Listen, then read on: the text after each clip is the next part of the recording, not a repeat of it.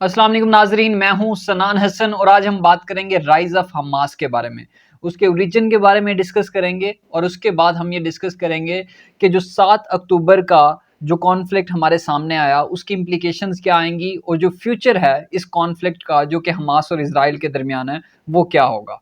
शुरू करते हैं। पहला जो पॉइंट है हमारे पास वो है कि हमास का इंट्रोडक्शन अगर मैं इसकी बात करूं तो 1987 में ये एज अ पॉलिटिकल ऑर्गेनाइजेशन के तौर पे हमारे सामने आते हैं, लेकिन जो वेस्टर्न वर्ल्ड है वो इसको एक मिलिटेंट ग्रुप के नाम से जानता है और वो ये कहता है कि ये एक बेसिकली पॉलिटिकल ऑर्गेनाइजेशन नहीं है बल्कि एक मिलिटेंट ग्रुप है। इनिशियली हमास जो था ये इट वाज पॉलिटिकल ऑर्गेनाइजेशन, लेकिन आहिस्ता आहिस्ता फिर हम देखते हैं कि जो रोल ऑफ मिलिटेंसी है वो बढ़ता हुआ हमें दिखाई देता है हमास का। ओरिजिन के बारे में अगर मैं बात करूं, जैसे मैंने बताया कि 1987 में ये ऑर्गेनाइजेशन हमारे सामने आती है।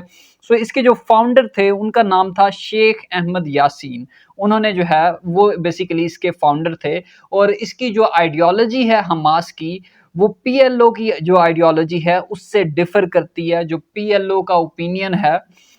इस कॉन्फ्लिक्ट को लेके, पैलेस्टाइन इसराइल के कॉन्फ्लिक्ट को लेके, ये उसको अपोज करते हैं। इनकी जो आइडियोलॉजी है ये इस चीज़ के ऊपर बिलीव करते हैं कि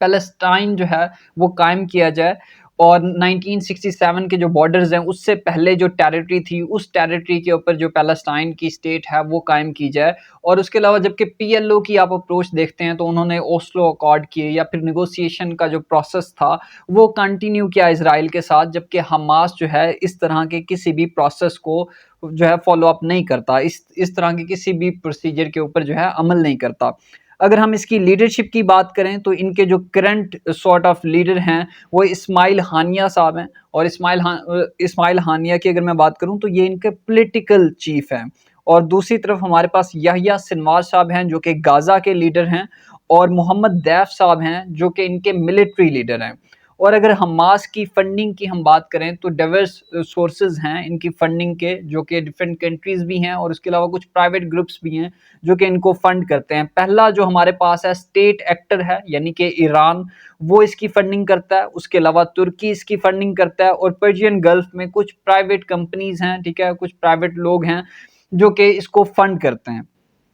इसके साथ साथ अगर हम गवर्निंग दी गाजा की बात करेंगे, कैसे गाजा को गवर्न कर रहे हैं, 2006 में इलेक्शंस होते हैं और जैसे ही इलेक्शंस होते हैं तो वहाँ पे हमास जो है वो इलेक्शन जीत जाता है और वहाँ पे अपनी गवर्नमेंट कायम कर लेता है। तब से जो है ना ये वहाँ पे लीड कर रहा है गाजा को। लेकिन 2007 से ऑनवर्ड्स अब तक अगर हम इनकी एडमिनिस्ट्रेशन को देखें तो चाहे जुडिशरी के हवाले से हो या फिर बाकी ओवरऑल जो इनका सेटअप है, जो लीड करने का जो इनका मेथड है, रूल करने का जो इनका मेथड है वो बेसिकली अथॉरिटेरियन है। अथॉरिटेरियन वे में जो है ये रूल करते हैं। और मीडिया के हवाले से अगर हम बात करें या फिर जो है रिप्रेशन ऑफ ओपोजिशन हो या ह्यूमन राइट्स अब्यूजेस हो, इस हवाले से कंसर्न रहे हैं इंटरनेशनल कम्युनिटी को, इवन वहाँ के लोगों को भी जिन लोगों को ये रूल कर रहे हैं, हमास जहाँ पे रूल कर रहा है।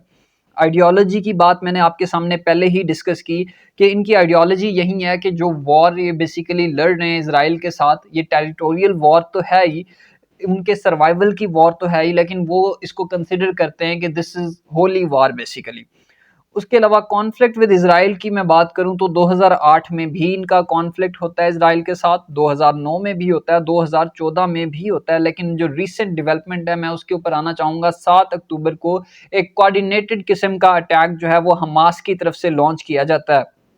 और उसके बाद तकरीबन जो 1200 इजराइलीज हैं उनकी डेथ होती है। लेकिन जो रिटेलिएट करता है इसराइल वो बड़ा ही ब्रूटल वे में करता है। फिर सिविलियन कैजुअल्टीज हमारे सामने बहुत ज़्यादा आती हैं। 30,000 प्लस लोग जो हैं वो अब तक उनकी डेथ हो चुकी है जब से इसराइल ने रिटेलिएट किया है। यूएन में डिफरेंट रेजोल्यूशंस पास की गई इसराइल को रोकने के लिए, इसराइल को वॉर क्रिमिनल तक डिक्लेयर कर दिया गया। लेकिन फिर भी जो वेस्टर्न इंस्टीट्यूशंस है, ज़ाहिर है वो इस तरह के मैनिपुलेटेड इंस्टीट्यूशंस हैं जो सॉर्ट ऑफ ये जो सारा कॉन्फ्लिक्ट हमारे सामने चल रहा है इसकी बुनियाद ही उन्हीं इंस्टीट्यूशंस ने रखी है, चाहे यूनाइटेड नेशन हो या फिर जो आजकल जो करंट वर्ल्ड ऑर्डर है, जो इंटरनेशनल स्ट्रक्चर है, इसकी बुनियाद रखी ही उन्हीं ब्रिटिशर्स ने थी। ये जो कॉन्फ्लिक्ट आपको दुनिया में दिखाई देते हैं, चाहे वो कश्मीर का हो या पैलेस्टाइन इसराइल का हो, उन्होंने डिवीजन ही इस तरीके से की। सो वो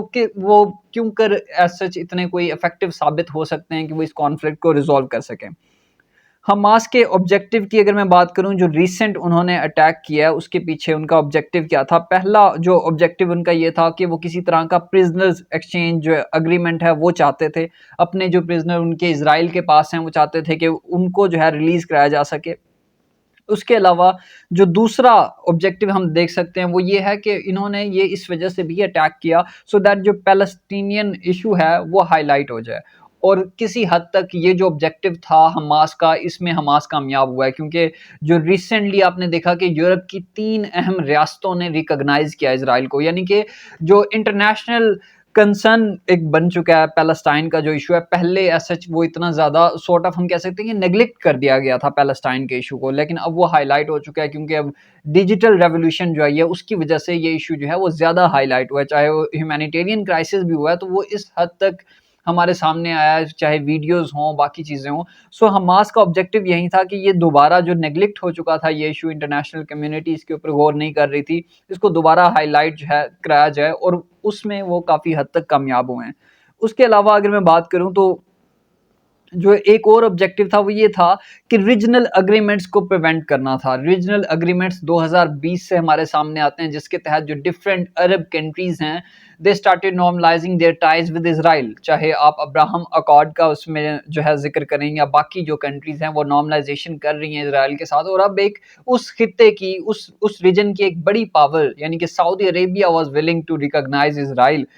اس میں ظاہر ہے وہ کچھ پیکٹ سائن کر رہا ہے، امریکہ سے کچھ بینیفٹس لے رہا ہے۔ سو جو ریجنل اگریمنٹس تھے، ٹھیک ہے، وہ ہو رہے تھے ڈفرینٹ عرب کنٹریز کے ساتھ اسرائیل کے، سو ان ریجنل اگریمنٹس کو بھی پریونٹ کرنا تھا، اس وجہ سے بھی حماس نے یہ اٹیک جو ہے لانچ کیا۔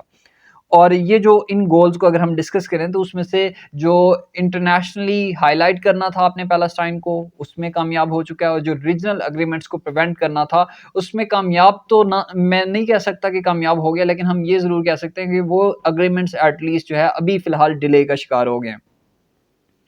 فیوچر گولز کی اگر ہم بات کریں تو فیوچر میں اس کانفلکٹ کا اگر سینیریوز ڈسکس کریں تو پہلا جو سینیریو ہے ہمارے پاس وہ تو یہ ہے کہ سیز فائر ہو سکتا ہے، یا پھر کسی طرح کا کوئی پرزنر ایکسچینج اگریمنٹ، جو کہ ہم نے پہلے بھی دیکھا، ٹھیک ہے، جب سے یہ وار شروع ہوئی ہے، اسی طرح کا کوئی دوسرا ہمیں پرزنر ایکسچینج اگریمنٹ جو ہے وہ دکھائی دے سکتا ہے۔ اور اس کے علاوہ جو حماس کی لیڈرشپ ہے وہ یہ کہتی ہے کہ ظاہرہ ان کے آئیڈیولوجیکل ڈفرینسز تو ہیں ہی، لیکن وہ پھر بھی کسی حد تک اب ولنگ ہیں، فلیکسیبلٹی دکھا رہے ہیں کہ ہم اس کانفلکٹ کو ریزالو کرنا چاہ رہے ہیں، یا پھر سیز فائر کی طرف آتے ہیں۔ جبکہ اسرائیل کی اگر میں بات کروں تو اسرائیل کا جو سٹانس ہے اس کانفلکٹ میں وہ یہ کہتا ہے کہ ہم کمپلیٹلی حماس کو ایریڈیکیٹ جب تک نہیں کر لیتے تب تک کسی بھی طرح کا جو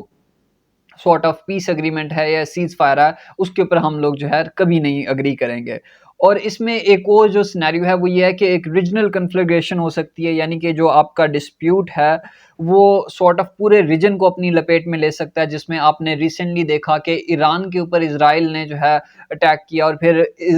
ایران نے جو ہے ریٹیلیٹ کیا، سو پورے ریجن کو جو ہے یہ کانفلکٹ اپنی لپیٹ میں لے سکتا ہے۔ ایک فیوچر سینیریو یہ بھی ہے۔ تو ناظرین، یہ تھی ہماری آج کی ویڈیو، آپ سے ملاقات ہوگی اگلی ویڈیو میں، تب تک کے لیے اللہ حامی و ناصر۔